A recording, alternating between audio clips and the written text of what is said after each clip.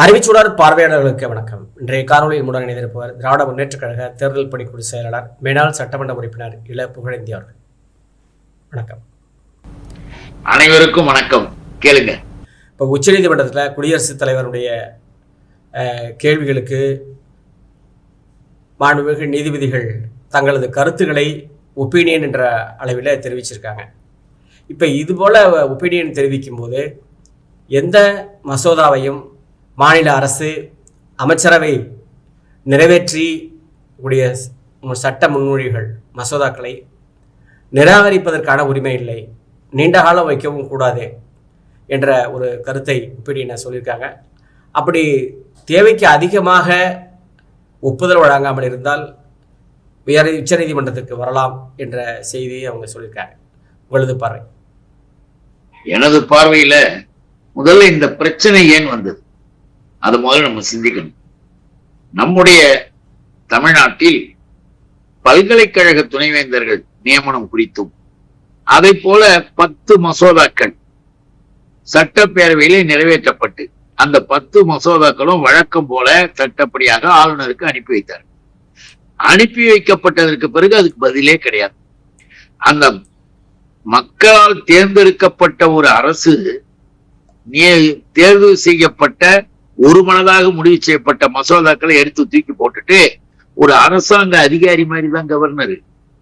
பிரிட்டிஷ்காரங்காலத்திலிருந்து ஆளுநர் என்பதோ குடியரசுத் தலைவர் என்பதோ ஒரு அதிகாரி மாதிரி தான். மேல உட்கார்ந்து இருக்கிற அதிகாரி அவர் பாஸ் பண்ணலாம், அவர் போலாம். அவருக்கென்று தனியாக எந்த விதமான முடிவு எடுக்கிற இதுவும் கிடையாது, சட்டப்படியும் கிடையாது. ஆனா எடுத்து உள்ள வச்சுக்கிட்டு இருந்த உடனே நாம மீண்டும் இரண்டாவது முறை நிறைவேற்றி அனுப்புறோம். செகண்ட் டைம் நிறைவேற்றி அனுப்பின உடனே நம்ம RSS ரவி இப்ப மேல உட்கார்ந்து இருக்கிறதும் RSS தான். இந்திய துணைக்கண்டத்தில் முதன்மையாக ஆளுநர்களாக குடியரசுத் தலைவராகவும் இன்னமும் கூட உச்ச நீதிமன்றத்தில் உயர் நீதிமன்றங்களில் பாதிக்கு பாதி பேர் இப்ப RSS காரர்களை கொண்டு வந்து மோடி குரூப் போட்டுக்கிட்டு இருக்கு. இந்த நிலையில இந்த RSS ரவி அத குடியரசுத் தலைவருக்கு அனுப்பிட்டு அதை அப்படியே இழுத்துக்கிட்டு இருக்கும்போது நாம சட்டப்படியான கொஸ்டின் பண்ணும்போது உச்ச நீதிமன்றமே மிக தெளிவாக ஒரு தீர்ப்பையே கொடுக்கிறாங்க. மக்களால் தேர்ந்தெடுக்கப்பட்ட அரசு, அந்த அரசு நிறைவேற்றி தருகின்ற மசோதாக்களை உனக்கு இருக்கிறது 3 பவர் தான். 1, நீ அதை ரிஜெக்ட் பண்ணலாம். 2, குடியரசுத் தலைவருக்கு அனுப்பலாம். 3, அதை நிறைவேற்றலாம். நீ திருப்பி அனுப்பலாம். ரிஜெக்ட் மீன்ஸ் திருப்பி அனுப்பலாம். இவ்வளவுதான். இதுக்கு மேல தனியாக முடிவு எடுக்கலாம் உனக்கு ஒண்ணும் கிடையாது. திருப்பி அனுப்புனதுல டவுட்ஸ் கேட்கலாம். எனக்கு இது புரியல, இது லீகலா சரியா, அரசியலமைப்பு சட்டத்தில் நீ ஏதாவது கேட்கலாம். இவங்க அதுக்கு பதில் சொல்லி திருப்பி அனுப்பலாம். செகண்ட் டைம் அனுப்பின உடனே அதை நீங்க நிறைவேற்றி தர வேண்டும் என்பதெல்லாம் இதுவரையில் கடைபிடிக்கப்பட்டது. இந்திய அரசியலமைப்பு சட்டத்துல ஏன் தெரியுங்களா கால நிலை இல்லாம வச்சிருந்தாங்க.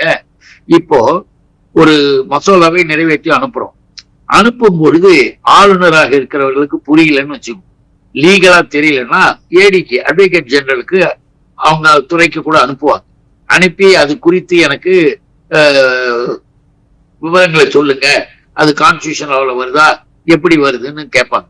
அதுக்கு கொஞ்சம் டைம் ஆகலாம். அந்த டைம் ஆகிறதுக்காக தான் நம்ம குறிப்பிட்ட தேதியை குறிப்பிடாம, குறிப்பிட்ட நாளை குறிப்பிடாம நீங்கள் காலம் கொடுக்கப்படவில்லை, மற்றபடி நீங்க அனுப்பணும்னு சொல்லி போட்டிருக்கு.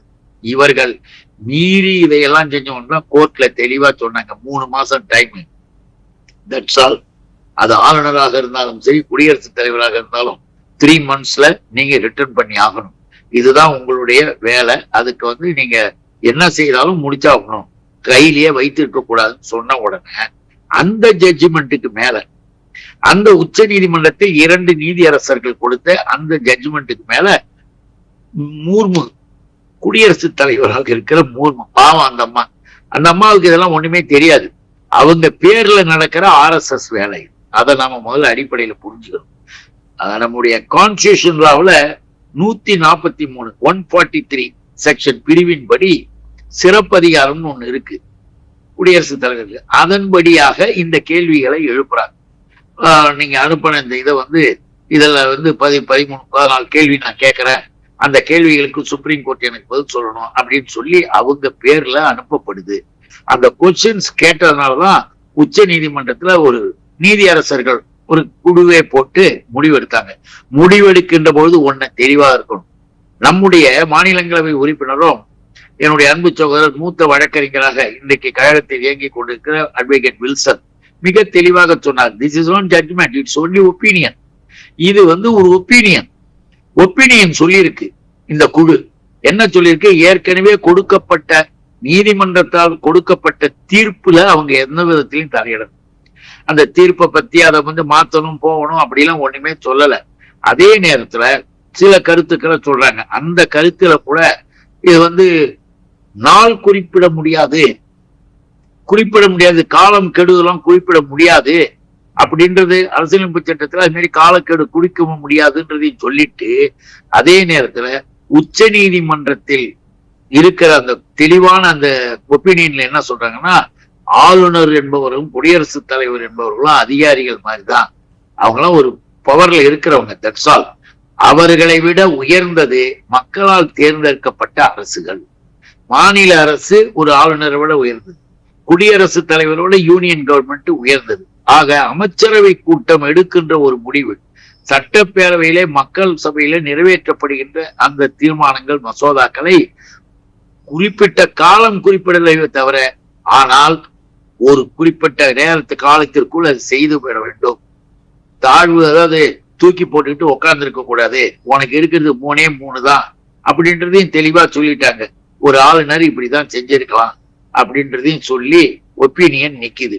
இந்த நிலையில் இந்த சூழ்நிலையில் ஏற்கனவே கொடுக்கப்பட்ட ஜட்ஜ்மெண்ட் அப்படியேதான் இருக்கு. 3 மாதத்திற்குள் நீங்கள் பதில் சொல்லியாக வேண்டும், உடனடியாக திருப்பி கையெழுத்து போட்டு உடனே அனுப்பணும், நிறைவேற்றி தரணும், அதான் வேலை அப்படின்றதையும் தெளிவாக ஜட்ஜ்மெண்ட் ஏற்கனவே கொடுத்திருக்கு. அதை இவர்கள் ஒன்னும் சொல்லல. காலக்கெடு குறிப்பிட முடியாதுன்னு சொன்னாங்களே தவிர நீயே வச்சுக்கலாம் அப்படின்னு அதையும் சொல்லல. அதை நம்ம புரிஞ்சுக்கணும். தமிழ்நாடு அரசு ஏற்கனவே தொடர்ந்த வழக்குல கொடுத்த தீர்ப்பு இந்த ஒப்பீனியனை எந்த விதத்திலையும் தாக்கத்தை ஏற்படுத்தாது என்ற அவர் ஒப்பீனியனும் அவங்க சொல்லியிருக்காங்க.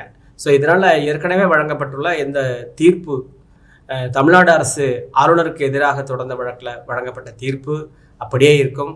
இந்த ஒப்பீனியன் அதன் மேல் எந்த தாக்கத்தையும் ஏற்படுத்தாது என்ற செய்தியையும் இந்த ஒப்பீனியன்ல அவங்க சொல்லியிருக்கிறாங்க. அதாவது நாம ஏற்கனவே வழங்கிய தீர்ப்பு என்பது உச்ச நீதிமன்றத்தில் நம்முடைய மாறுபட்ட கருத்து கொண்ட அமைப்புகள், அதாவது union government and others, BJP மிக கடுமையாக எதிர்த்து வாதிட்டார்கள், செய்தார்கள், எல்லாத்தையும் எடுத்து பேசினாங்க கோர்ட்ல.